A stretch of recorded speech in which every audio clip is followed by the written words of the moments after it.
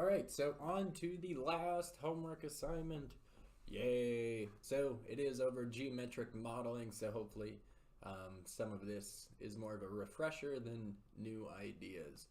So problem one, consider the ball with a radius of approximately 2 inches and a second ball with a radius of approximately 8 inches. Compute the approximate surface area and volume for both.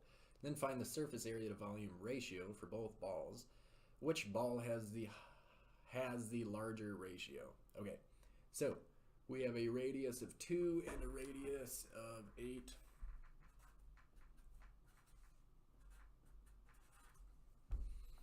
All right, so when we're working with a sphere,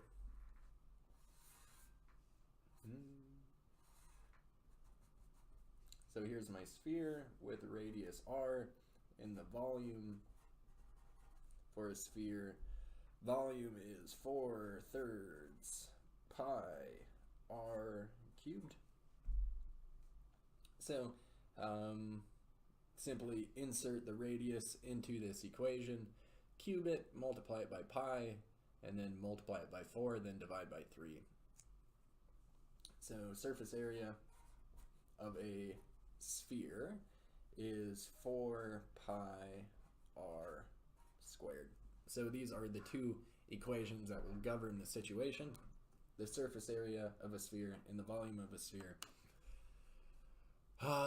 So when you're finding the ratio of surface area to volume, recognize surface area to volume, that's going to be the surface area divided by the volume. So that would be your ratio. Take the amount of surface area and divide it by the amount of volume to cook up your ratio. Which ball has the larger ratio? So which one would have the larger ratio? Surface area over volume. 4/4.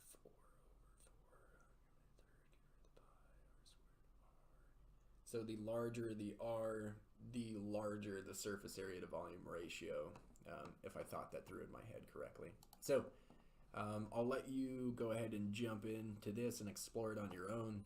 I wanted to point out the two equations you'll need: the volume of a sphere and the surface area of a sphere. All right. So do you recognize the units for surface area? Well, area, surface, the surface area, that's going to be inches squared. That's a measurement of area, whereas a measurement of volume is going to be inches cubed. Again, you can recognize that by noticing the radius. Well, the radius is measured in inches. So when you shove the radius in and you cube it, you get inches cubed, right? Your radius is measured in inches. So if you cube an inch, you get inches cubed. Inches cubed, that's a volume.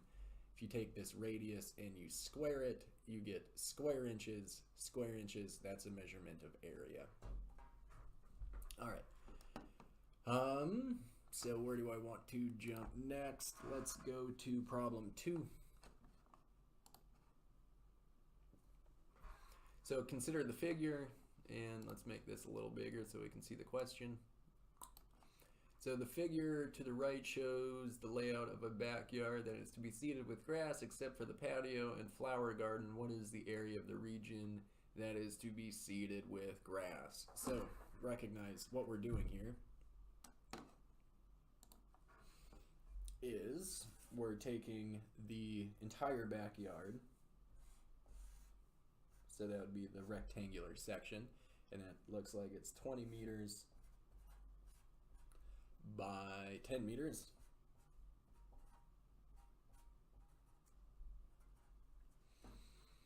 Okay, and from that 20 by 10 rectangle, we are removing, so subtract, we're removing this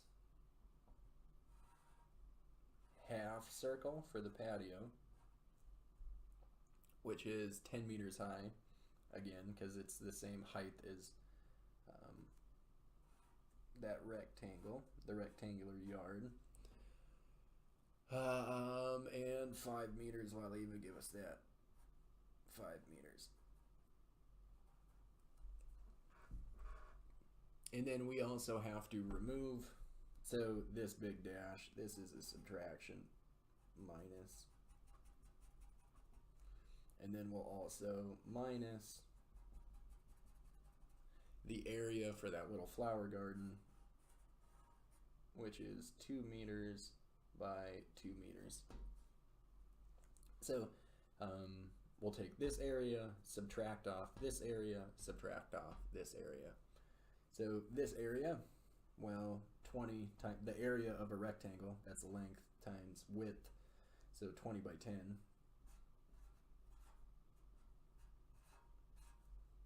And we want to remove the area of this half circle. Well, recall, the area of a circle is pi r squared.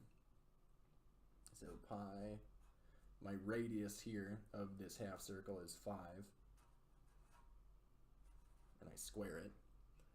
Pi r squared, well, that would give me the area of the entire circle, but I only have half a circle, so I take that into account by dividing by 2. And then I need to remove, make this explicit here so the minus signs kind of look the same. Then I need to subtract off the area of this little flower garden, which is 2 by 2. Everything is given to me in meters, so I don't have to worry so much about the different units. 2 by 1, that gives me 2, add on 2 zeros, so I get 200 minus 5 squared gives me 25, 25 over 2, that's 12 and a half. Pi minus 2 times 2 is 4.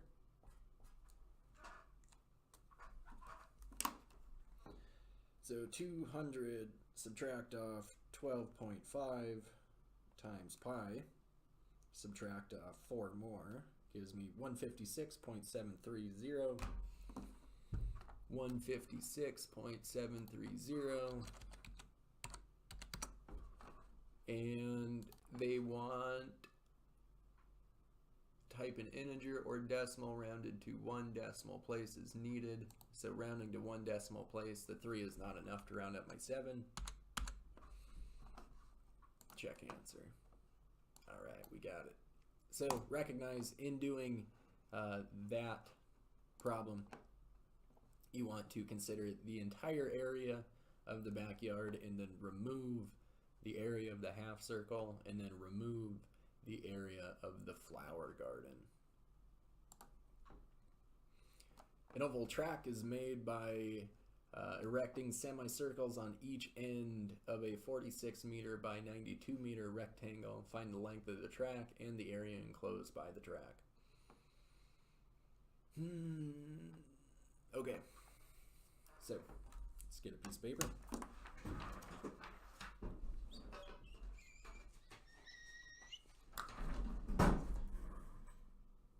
And sketch out this track.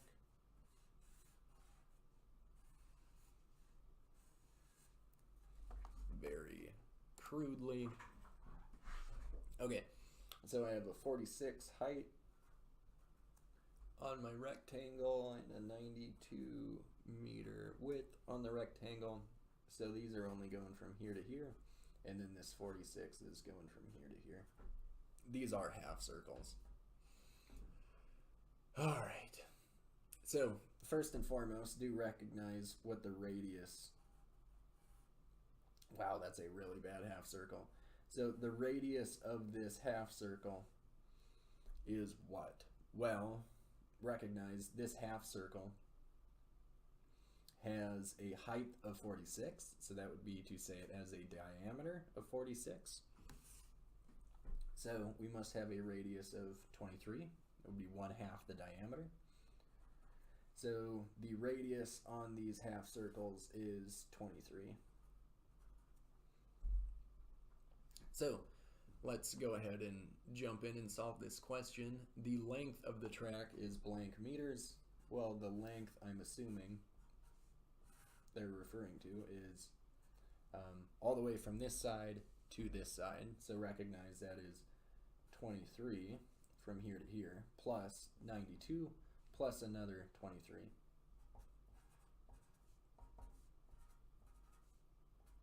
Which would be 46 plus 92, 8, 4, 13, 138.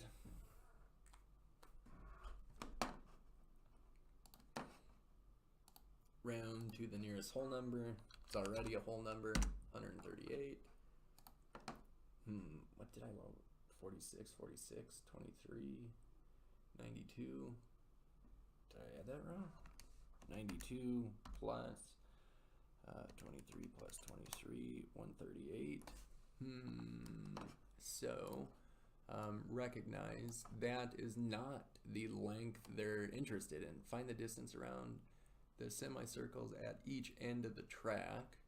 The distance is the circumference of the circle. Oh, the length of the track. Okay, I get it. So I was assuming that the length they were interested in, edge to edge, how long is it going to be? That's not what they're interested in. What they're interested in is if you were to run this track, let me come back to my picture. So they're not interested in the length from tip to tip. What they do want is if you ran this track all the way around, how far would you go? So in that event, recognize what we have.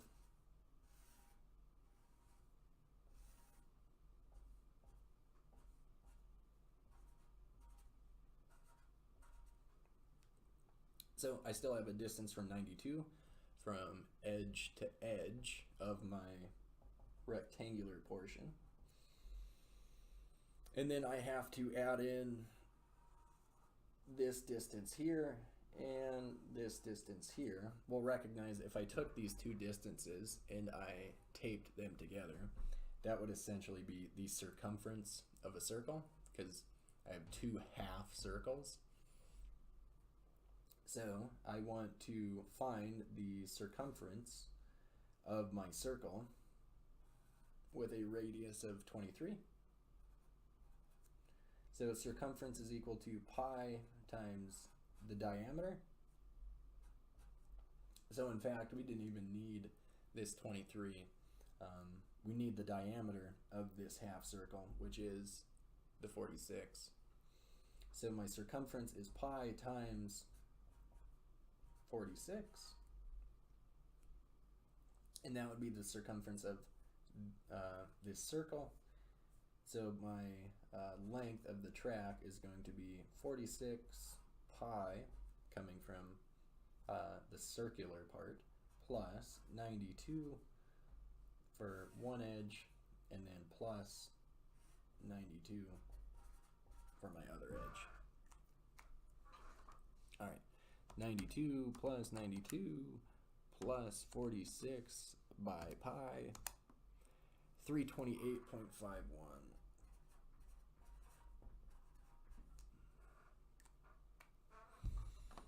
All right.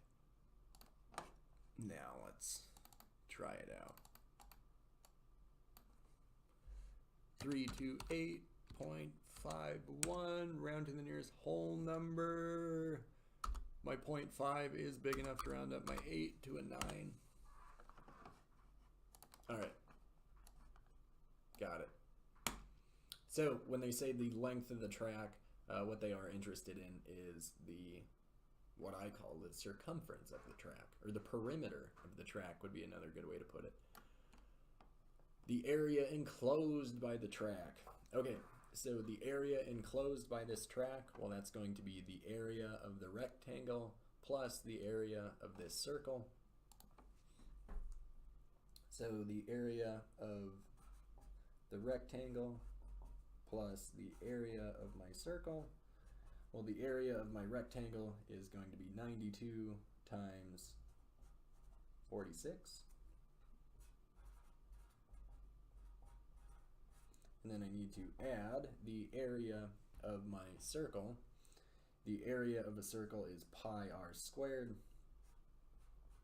my radius is 23, and square it. So this is coming from the area of the rectangle. The area of this circle, so the area of the circle is pi r squared, where my radius is 23. 92 by 46 plus pi times 23 squared. 5893.9.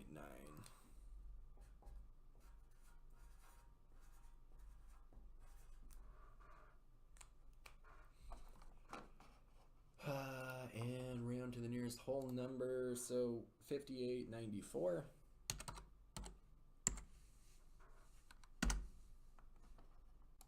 All right, we got it. So, this geometric modeling video is getting a little on the lengthy side, so I will continue to work through these examples on the next video. So I'll see you on the next one.